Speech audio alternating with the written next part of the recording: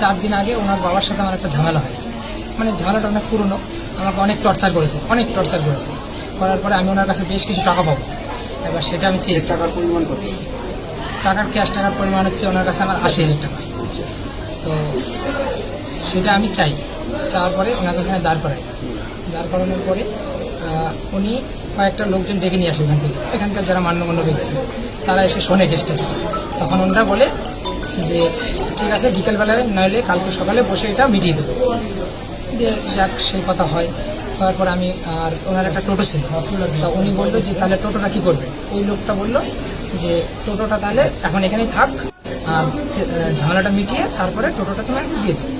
আজকে বিকেল হলে সম্ভব হলে আজকে, নাহলে কালকে সকালে।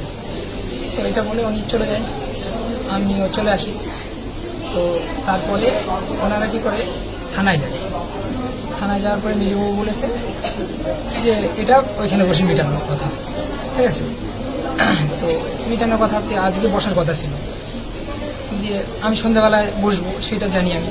এরা হঠাৎ করে এসে এরকম বড় দা নিয়ে এসছে একটা, আর এইটুকু একটা ছুরি ছিল, আর একটা কি ক্লিপ টাইপের এমন একটা বোঝানি না কি বলে, এরকম শেপে ছিল। এসেই মানে এমন ভিডিও যাওয়ার পরে ভিডিও আছে সব। আমি ওর খুব হাতে ওরকম ধরি, আর একটা দিয়ে এখানে আমাকে মেরেছে। কি নাম যে মেরেছে? ওর নামটা কি আমি ভুলে যাচ্ছি, ওদের নাম কি, দুটো মেয়ে। মহিলা? দুজনেই মহিলা? হ্যাঁ, দুজনেই। আমার নাম মনে পড়ছে না। তোমার নাম? আমার নাম গৌতম মন্ডল। বাড়ি মুক্তার মল্লিকপাড়া থেকে। কি কাজ করো? আমার রেডিমেডের ব্যবসা।